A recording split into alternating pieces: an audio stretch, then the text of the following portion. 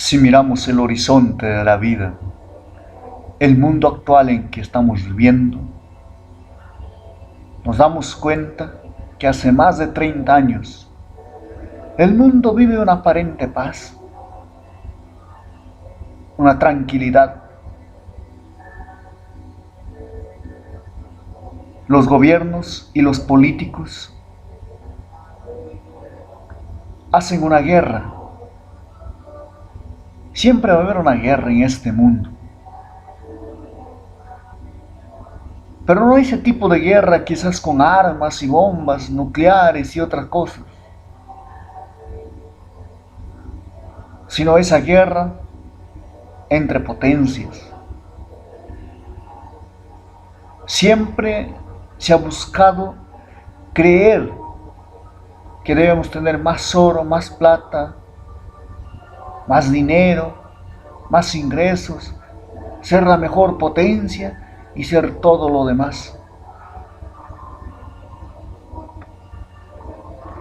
Pero sin embargo el ser humano busca la felicidad.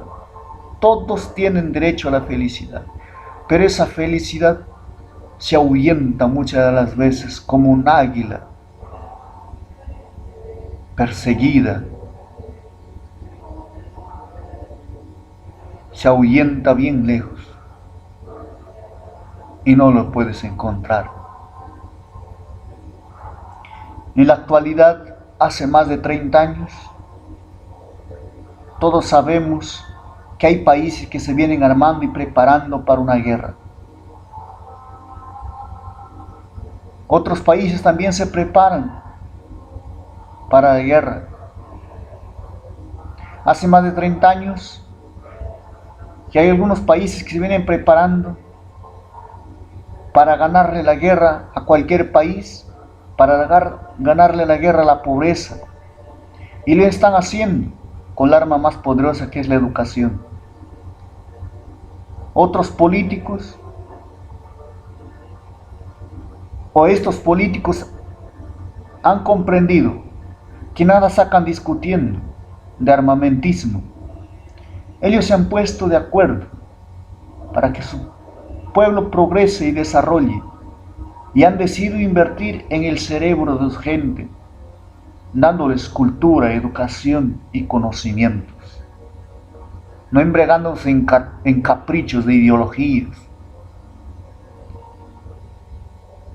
sino en educación, en conocimientos, en estar actualizados a los nuevos conocimientos, a las cosas que surgen en el futuro. Otros políticos subdesarrollados y demagogos venden la idea que deben armarse hasta los dientes y mejor que los demás para ganar la guerra. Sin embargo, está comprobado que hay muchos países que leen 8 libros al año o más, mientras que en otros países un ciudadano promedio lee un libro o medio libro en el mismo tiempo. La pregunta es obvia. ¿Quién ganaría la guerra? ¿O quién gana? El que está más capacitado, obviamente. Hay políticos que han invertido más de 30 años en educación. Buscan disminuir la pobreza de su gente. Prepara y cuida a su juventud, que es el futuro de su patria,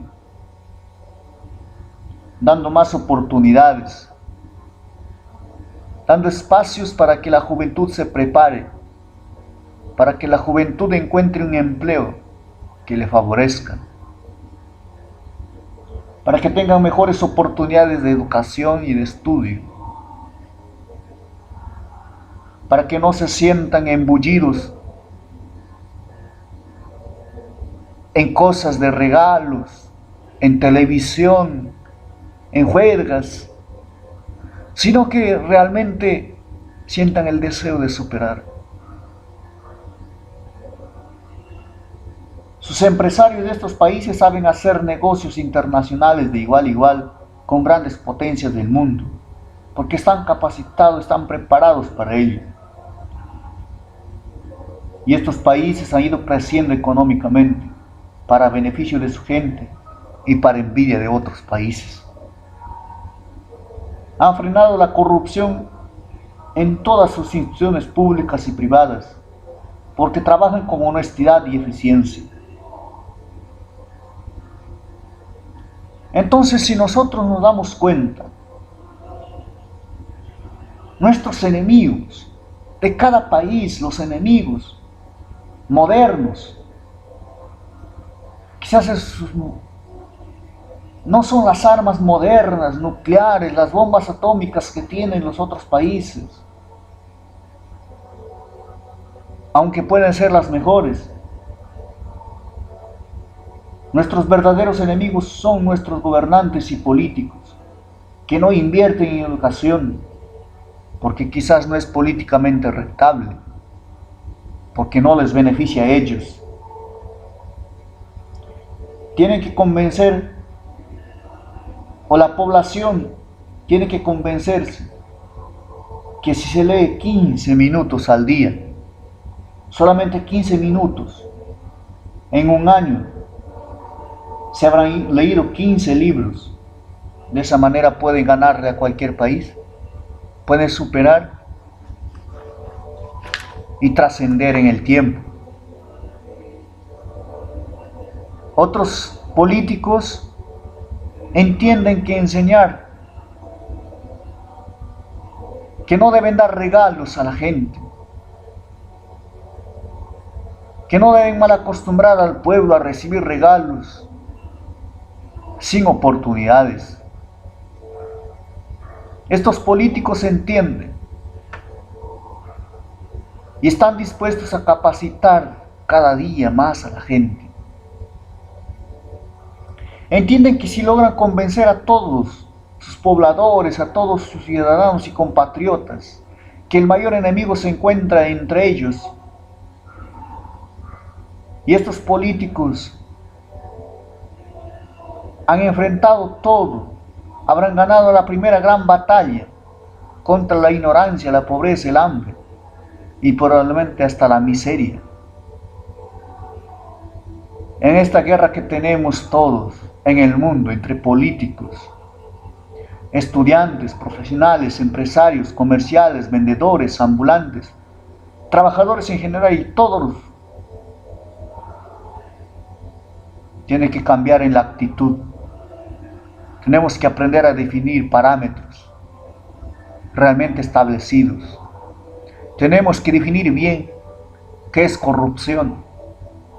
Tenemos que definir bien qué es legislación, qué es justicia.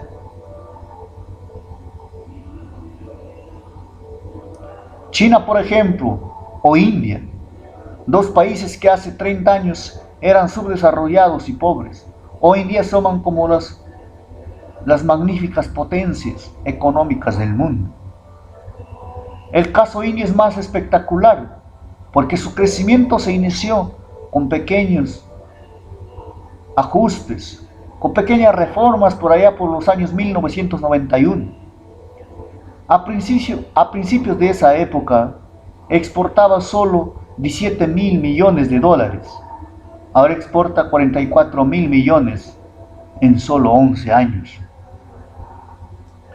Otro dato interesante es que el 30% del software de Internet usado en el mundo se produce en la India y el 35% de profesionales de la NASA y de Microsoft provienen de este progresista país. Pero detrás de estos hechos sorprendentes está la educación de un pueblo y la decisión de sus gobernantes. De ahí viene la frase que no existe pueblo oculto con hambre.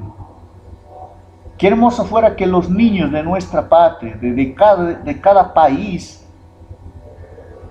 disfruten la lectura de un buen libro. Y no de aquellos libros que tienen links y enlaces a páginas pornográficas, que solamente tratan de entretener que están ahí esos libros para entorpecer el cerebro, para dañar la mente de los estudiantes.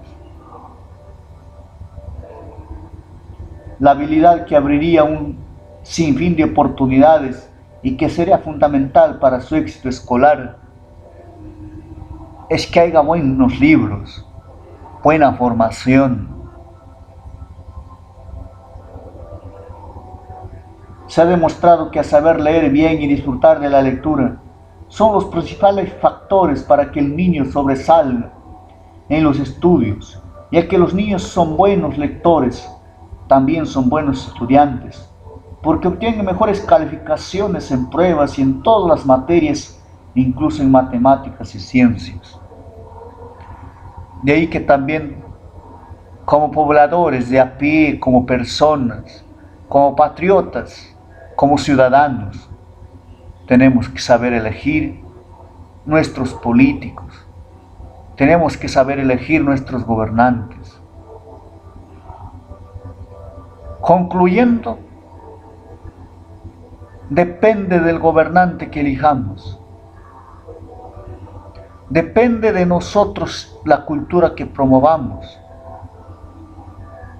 Depende de cada nación cómo se instruye a las futuras generaciones, a los futuros jóvenes. Es muy común decir en diferentes países que hay jóvenes pulpines. Es muy común decir que hay jóvenes que no hacen nada, que no estudian, que no trabajan, se dedican al pandillaje, a las drogas, al sexo, a la promiscuidad. Simplemente no hacen nada. Pero ¿cuántas veces el país, las empresas que son conscientes, los políticos que son conscientes, elaboran planes, proyectos que sean capaces de involucrar a la juventud, que sean capaces de dar oportunidades a los jóvenes? Porque sí, solamente los jóvenes esperan oportunidades, pero también hay aquellos jovencitos, niños, que creen que el trabajo de sus padres es solamente firmar cheques y recibir dinero y contar dinero. Hay muchos jovencitos que piensan que sentir frío o calor es cuestión de aire acondicionado, que ir a la escuela es ir a pasar el tiempo, escucharle al profesor cuando dicta una clase y punto. Por eso es que educación no solamente es impartir conocimientos de matemática, de comunicación, de lenguaje, de ciencias. Educación es saber instruir con principios altruistas. Es saber infundir en los niños y en los jóvenes el sentimiento de superación, la pasión de ser emprendedores.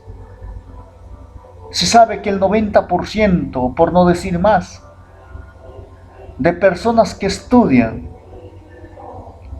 no estudian para emprender, estudian para servir a otros.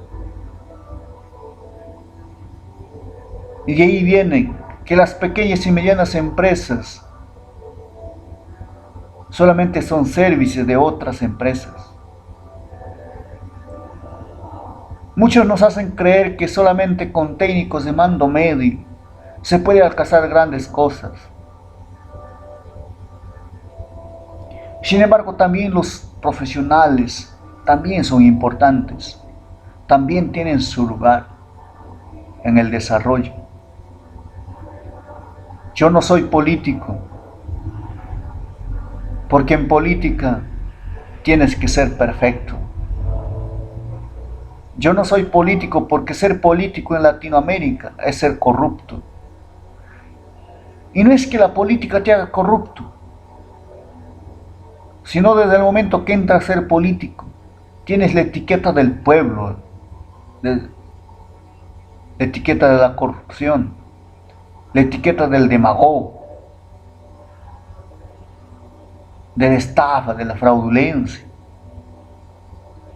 Y he decidido no ser político, porque la política en sí no está siendo bien practicada. Y a pensar que cada pueblo tiene que elegir sus destinos